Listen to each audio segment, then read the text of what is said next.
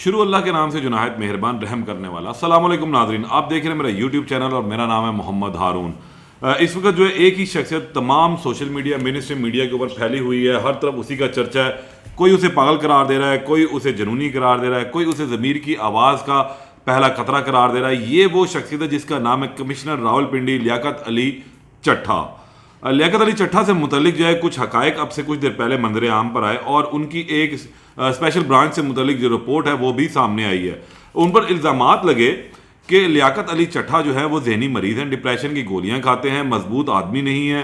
ذہنی اور جسمانی طور پر مضبوط بالکل بھی نہیں رہے، پاگل انسان ہے۔ مختلف سیاستدانوں نے مختلف ان کے اوپر جو الزامات کا ایک جو تیر ہے وہ برسانے شروع کر دیے۔ اچھا، اس کے ساتھ ساتھ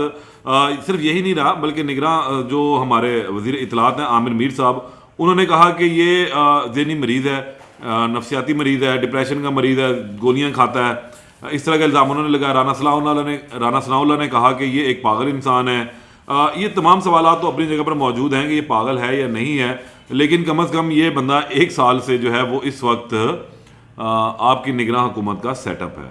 یہ سب سے ایک اہم بات ہے اور 1 سال سے آپ لوگوں نے اس کو اپنے ساتھ رکھا ہوا ہے۔ بہرحال ایک رپورٹ بڑی زبردست منظر عام پر آئی ہے، سوچا آپ لوگوں سے شیئر کی جائے کہ لیاقت علی چٹھا صاحب ہیں کون۔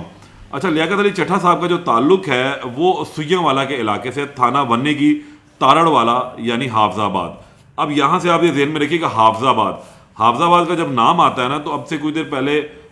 یہاں پر مریم اورنگزیب صاحبہ تھیں، اس کے علاوہ ایک ہماری صحافی ہیں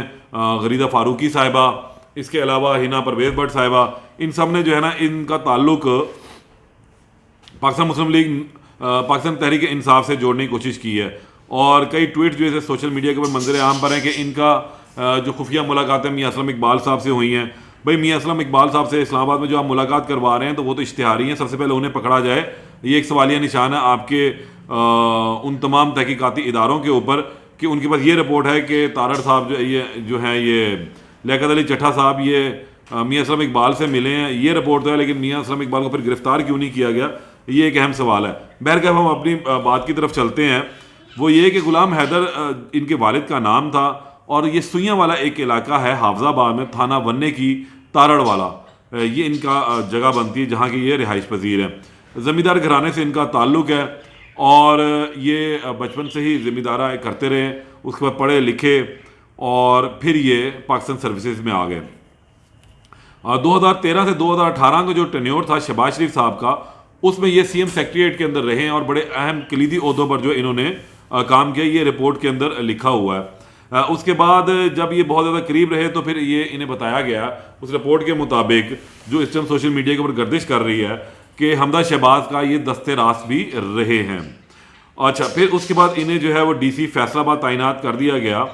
اور جس وقت یہ ڈی سی فیصل آباد تھے تو اس وقت حمدہ شہباز شریف جو ہیں ان کے گھر سوئیاں والا میں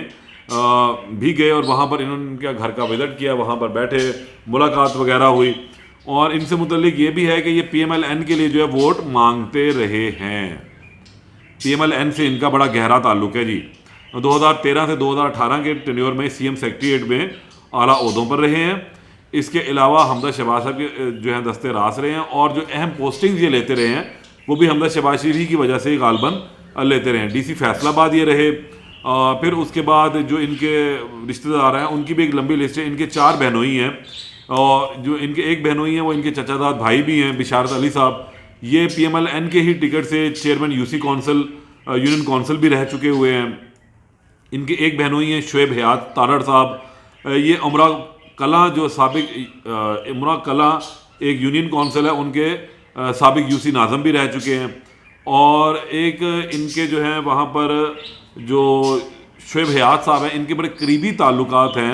مامون جعفر تارڑ صاحب کے ساتھ۔ یہ صاحب کا ایم پی اے رہے ہیں پاکستان مسلم لیگ نون کے، اور فی الوقت جو ہے اس وقت یہ آئی پی پی سے وابستہ ہے۔ یہ جو مامون جعفر تارڑ صاحب ہے یہ اب آئی پی پی میں جا چکے ہوئے ہیں۔ اچھا، پھر ان کے ایک بہنوئی ہے نصر اللہ خان صاحب، وہ ضلع لاہور میں انسپیکٹر کے عہدے پر ہیں، پنجاب پولیس کے اندر ہیں، اور ان کے ایک چوتھے بہنوئی ہیں محمد زمان صاحب، یہ جو ہے کلیاں والا میں ذمہ داری کرتے ہیں۔ اب یہ جو میں نے آپ کو چھوٹا سا ایک حدود اربا بتایا ہے ان کے 4 بہنوئیوں کے حوالے سے، اور یہ بھی اس رپورٹ کے اندر لکھا ہوا ہے کہ یہ اپنے رشتہ داروں سے جو ہے ووٹ مانگتے رہے پاکستان مسلم لیگ نون کے لیے، اور ان کے جو 2 بہنوئی ہیں وہ UC ناظم رہ چکے ہوئے ہیں، اور جو مسلم لیگ نون کے ایک سابقہ MPA تھے مامون جعفر تارڑ صاحب، ان کے ساتھ جو ہے ان کا بڑا گہرا تعلق رہا ہے، اور فی الحال وہ خیر IPP پہ ہیں۔ اچھا، اب ان کے اوپر مزید آتے ہیں تو یہ جو صاحب ہیں لیاقت علی چٹھا صاحب، یہ زیادہ تر لاہور کے اندر رہائش پذیر رہتے ہیں اپنے رحمان گارڈن والے گھر میں، اور وہاں پر خیر یہ زیادہ اٹھتے بیٹھتے ہیں، جب بھی چھٹی اپنے علاقے سے واپس آتے تو وہاں پر ان کا گزر بسر گزرتا ہے۔ لیکن جب یہ اپنے شہر واپس جاتے ہیں سوئیاں والا میں، تو وہاں یہ جو ہے کسی سے کوئی ذاتی میل ملاپ نہیں رکھتے، کوئی سیاسی شخصیات سے میل ملاپ ان کا زیادہ نہیں رہتا۔ لیکن اس رپورٹ میں یہ بھی لکھا ہوا ہے کہ ان کے جو زیادہ تر جو مراسم ہیں، جو خاندانی مراسم ہیں، وہ سائرہ افضل تارڑ صاحب کے خاندان کے ساتھ، اور سائرہ افضل تارڑ صاحب پاکستان مسلم لیگ نون کی بہت ہی سرگرم کارکن، سابقہ MPA اور بہت ہی ہر دل عزیز شخصیت میں سے ہیں، بہت ہی نفیس خاتون ہیں۔ عطا اللہ تارڑ صاحب کی تائی جان ہیں وہ غالباً، اور سابق صدر پاکستان رفیق تارڑ صاحب کی بہو بھی ہیں، تو اس خاندان کے ساتھ ان کے زیادہ تعلقات ہیں۔ اچھا، یہ میں نے آپ کو جو حدود اربہ بتایا، تو ابھی اس حدود اربے کو اگر ہم دیکھتے ہیں تو جناب جو ابھی تک الزامات ان کے اوپر لگ رہے ہیں، جو ہمارے ایک صحافی خاتون صاحبہ نے لگائے، اس کے علاوہ پاکستان مسلم لیگ نون نے لگائے، ان کے قطع دھرتاؤں نے لگائے کہ ان کا زیادہ تر تعلق PTI کے ساتھ ہے، مونا صلاحی سے ان کے بڑے قریبی تعلقات جو ہے وہ بتائے جا رہے ہیں، اسلام آباد والے گھر کا بھی کوئی تذکرہ ان کا بیچ میں چھڑا ہوا ہے۔ تو فی الحال یہ وہ رپورٹ ہے جو ہمیشہ سے بنتی ہوتی ہے اور جاتی ہوتی ہے، کبھی بھی کسی کو کہیں پر لگایا جاتا ہے تو پہلے جو اسپیشل برانچ کی ایک رپورٹ مرتب کی جاتی ہے کہ اس بندے کی سیاسی وابستگی کیا ہے، اس کا کنڈکٹ کس قسم کا ہے، یہ تمام چیزیں سامنے آتی ہیں۔ اچھا، ان کے ایک کنڈکٹ میں ایک اور بات بڑی اہم آئی ہے کہ یہ اپنے پورے ٹینیور میں کبھی بھی کسی بھی مالی بے ضابطگی کرپشن کے الزام میں جو ہے نہ ڈسمس ہوئے، نہ ان پر کبھی کوئی الزام لگا ہے، یعنی کہ انتہائی ایک شریف النفس ایماندار شخصیت جو ہیں وہ یہ رہ چکے ہیں اور ہیں بھی، اور شاید اسی ہی وجہ سے آج انہوں نے اپنا جو ضمیر جھنجھوڑا، جب ان کے ضمیر نے آواز دی تو یہ پھر باہر نکل کر سامنے آ گئے، اور انہوں نے اپنی ضمیر کی آواز پر جو ہے یہ بات کہی کہ جو ہے راولپنڈی ڈویژن کے اندر جتنی بھی کرپشن ہوئی ہے وہ میرے کہنے پر ہوئی ہے، اور خیر مجھے جس نے بھی کہا وہ ایک علیحدہ سوال ہے۔ اچھا، اب دوسرا ایک اہم سوال، بلکہ ایک اہم الزام جو ان کے اوپر اس ضمیر کے جاگنے کے بعد لگایا جا رہا ہے کہ یہ ڈپریشن کے مریض ہیں، یہ ذہنی مریض ہیں، یہ ایک پاگل انسان ہے۔ عمر میر صاحب نے کہا یہ ایک پاگل انسان ہے، رانا ثناء اللہ صاحب نے کہا یہ پاگل انسان ہے، ذہنی مریض ہے، ڈپریشن کا مریض ہے، دوائیاں کھاتا ہے، یہ پہلے خودکشی کرنے لگا تھا تو اب اسے خودکشی روک لی، اس طرح کے الزامات لگے۔ تو ایک رپورٹ جو مرتب کی جاتی ہے اس کے اندر ایک اہم چیز یہ بھی رکھی جاتی ہے کہ یہ بندے کی جسمانی اور ذہنی کیفیت کس قسم کی ہے، ٹھیک ہے، یہ بھی بتایا جاتا ہے۔ تو اس رپورٹ کے بالکل آخری سطر کے اندر آپ دیکھیں کہ یہ بھی لکھا ہوا ہے کہ یہ ذہنی اور جسمانی طور پر مضبوط آدمی ہے، اور میں آپ کو بتاؤں ذہنی اور جسمانی طور پر جو مضبوط شخص ہوتا ہے نا وہی اس قسم کا سٹیپ لیتا ہے۔ ایک کمزور ذہنی اور جسمانی شخصیت کا حامل شخص جو ہے نا وہ ہمیشہ چھپنے کا راستہ ڈھونڈتا ہے، وہ آنے والے مسائل اور مصائب سے جو ہے وہ بچنے کا راستہ ڈھونڈتا ہے، اور کنارہ کشی گوشہ نشینی اختیار کر لیتا ہے، اور لوگوں کی باتوں کو سننے سے ڈرتا ہے۔ تو ایسا شخص کے بعد 2 ہی صورتیں ہوتی ہیں، وہ یا تو خودکشی کر لیتا ہے یا پھر جو ہے وہ سب کچھ چھوڑ چھاڑ کے کہیں غائب غوب ہو جاتا ہے۔ لیکن انہوں نے ایسا نہیں کیا، انہوں نے کہا جی میں پہلے خودکشی کرنے لگا تھا، پھر میں نے سوچا کہ میں حرام موت کیوں مروں، تو انہوں نے پھر اپنے ضمیر کی آواز پر آج سارا